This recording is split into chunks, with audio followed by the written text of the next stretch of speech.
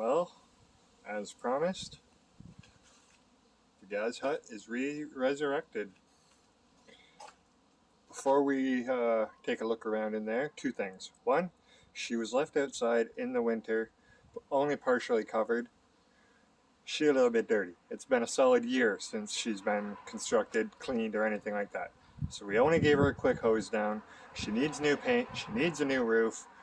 She's a little bit worse for wear, but she's still standing. She's still functional. So let's check her out, shall we? There's our front. Now there is a porch that can go here. The porch is currently being used to keep my firewood on top of. So yeah, as soon as I get rid of all that firewood, a couple weeks, we'll put the porch back on. There is no roof. The entryway roof, I got to dig it out from the shed. And then the actual roof of the hut, we ended up using the chicken wire fencing that was holding the roof together for our garden. So we're hoping to get a couple pieces of cattle fence, and we can build the roof to spec as it is listed in the book on how to build it. That being said, we'll get there. I'm in no rush at the moment. So yeah, welcome back to the Gaz Hut. Like I said, she's a little bit dirty, a little bit beaten up. She's missing a roof, and she's a little worse for wear. She needs some things replaced. You know, the ventilation panels need to be restored. We need some insulation put back in place. But she's doing all right, all things considered. So yeah, for those of you who were asking what's going on with it, we're still using the original Gaz Hut as our template. We're going to be building new huts, hoping to use some skids, extra large skids that I have for the flooring. So we're going to figure that part out, and then we have a plan for new roofing material as well. Thank you to our friend Nick, who hooked us up with the idea of using lawn signs from local politicians as our roof covering. So we get the cattle fence panels on, and then we cover those in the election signs, and we'll be laughing. So yeah, that's what I've been up to today besides doing outreach and stuff like that. It's been a busy day. Oh, the sunlight sucks here.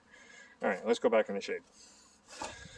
So yeah, for all those who have been asking about the Gaz Hut, she's still good to go. She's still groovy, y'all.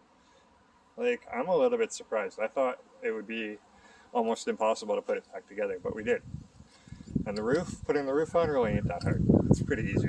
And yeah, so I managed to get that baby put back together all by myself, which just leads more credits to the program that I want to run, the more than just a roof program, because the very idea of the program is to provide people with more than just a roof.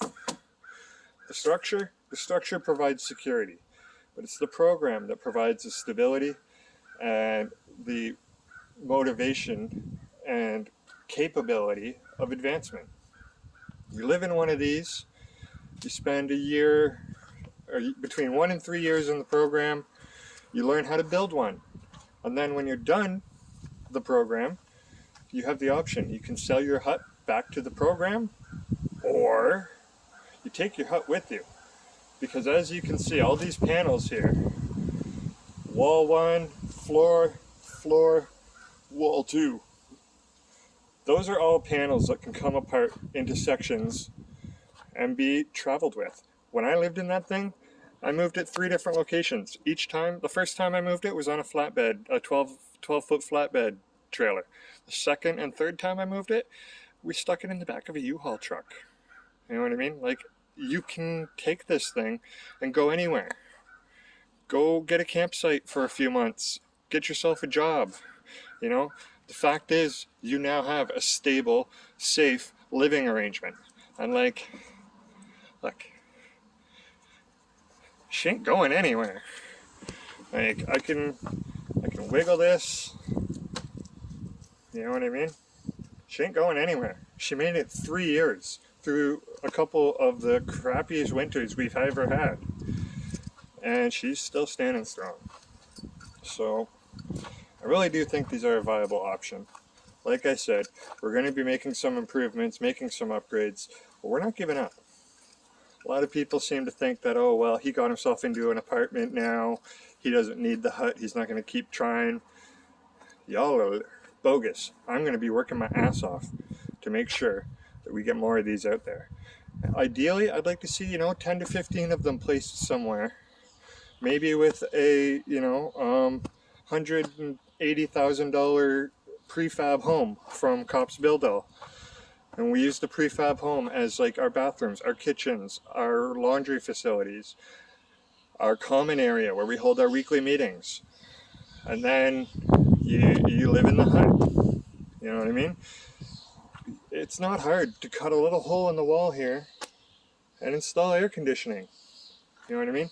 Cut a hole in the wall and install a heater. Have a generator on site that operates those things. Like, it's not impossible. And if anything, it's even more possible now that the city has their micro shelter program up and running, because the city firsthand has experience on how to set something like this up quickly. So yeah, let me know what you guys think. Like I said, yes, I understand it is not pretty right now, but pretty is the last thing I care about. What I care about is getting stability, security, safety. Those are the three big things right off the bat. Once you have those, you can work on everything else. The rest will fall into place. It's not impossible. So yeah, let me know if you guys have ideas on how to make these builds better, faster, quicker. Let me know if you want to help me build the next one. The crazy thing is that this hut, 90% of the funding that went into building this hut came from one person. That's it. One person. For those of you who've been around here long enough, you know that for a while there I was living in this hut in somebody's backyard in Hyde Park. Well, the person whose backyard I was living in personally funded the building of the walls and the floor. The only things I really paid for, or my organization, which wasn't an organization yet, the only things that really came out of pocket from my half was the roof and all the extra little features like the solar panels and stuff like that. So like, honestly, if 3 drunk guys in a backyard can build something that can last that long using funding from 2 people, one in particular who funded 90% of the build. Ryan, I miss you, brother. I hope you're doing well. I know you've moved on in life, but I just want to give you a shout out here, because everything we have ever achieved is thanks to that individual. And like between gathering up the $3,000 in total that we needed to build this thing, and then just a few drunken homeboys in the backyard putting it together, I'd say we did pretty good. And we can do a whole lot more good as a community when we come together, put our heads together, put our muscles together, and bring people a roof. Because it starts with a roof. And hopefully once you got that, you can have more than just the roof. Real quickly, real effectively, real positively. So let me know what you guys think. Let me know your guys' opinions. Shoot me a DM if you want.